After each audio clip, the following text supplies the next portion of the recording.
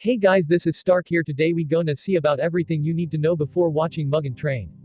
Demon Slayer's popularity is so immense that a canon movie, Mugentrain, will be released in October. Here's what you need to know before watching. Despite its debut last year, Demon Slayer has become an international hit. Not only have fans praised its animation, action sequences, and plot, but its 19th episode went viral, raising the bar for what superb animation is. While the manga has already ended, the anime isn't even past its first season, with fans waiting nearly a year before any new Demon Slayer animated content graces their screens. Season 2's release date still hasn't been revealed, but a canon movie, entitled Mugentrain, will be released on October 16, 2020. Fans are rightfully ecstatic, and the anime has set the film up nicely, leaving fans with a ton of questions concerning Tanjiro's lineage, Mugen's whereabouts, and other things concerning this world that will only fuel their desire to watch the film once it drops. But in the amount of time between its release and the last Demon Slayer episode was released, fans might have forgotten several important things that they should commit to memory before watching Mugentrain. Number 10. Tanjiro, Zenitsu, and Inosuke have improved their total concentration breathing technique. Tanjiro, Zenitsu, and Inosuke proved themselves as strong demon slayers through their battles with powerful demons that they managed to live through. During their stay at the Demon Slayer Corps headquarters, they undertook training to improve their total concentration breathing technique, meaning that the trio can do battle against stronger demons than they could before. Fans should be aware that the Tanjiro they'll see in Mugentrain won't be the same Tanjiro they've seen in the anime. Number 9. There's already a demon on the train. Season 1 of Demon Slayer concluded with Tanjiro, Zenitsu, and Inosuke getting on a train as they venture out to rendezvous with the Flame Hashira, Kyojuro Rengoku. Of course, the title of the upcoming Demon Slayer film reveals that there will be a major conflict on a train, but this was teased even before a single trailer was dropped for Mugentrain. In the anime's 25th episode, there's a brief scene of a demon attacking a woman on a train, most likely the same one Tanjiro and the others will be riding. This means that their ride will be far from an easy one, and they'll most likely have their hands filled with demons who have decided to make the train passengers their next meal.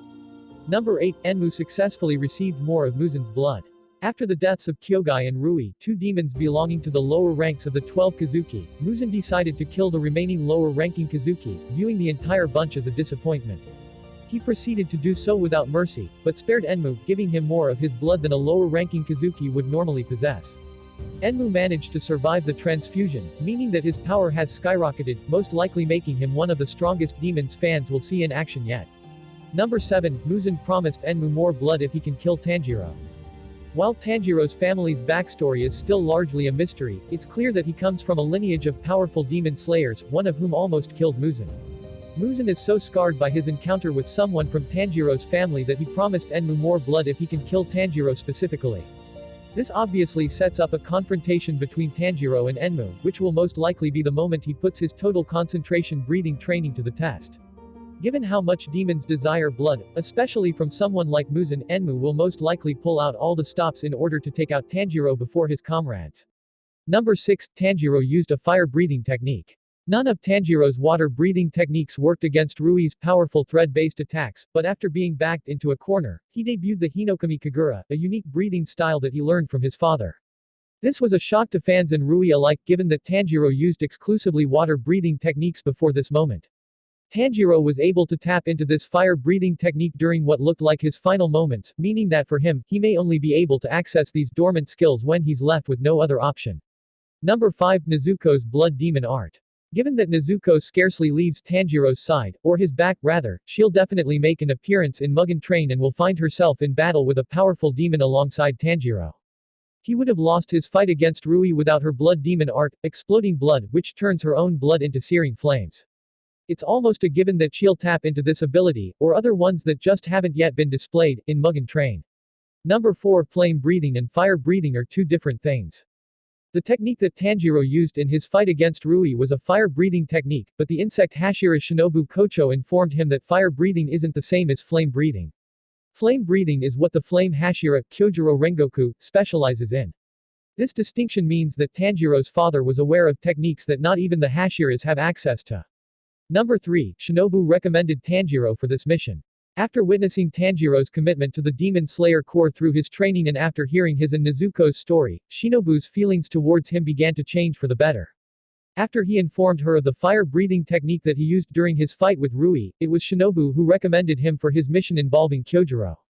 She voiced her reasoning to the Demon Slayer Corps leader, stating that she believed that Kyojuro could perhaps provide Tanjiro some guidance.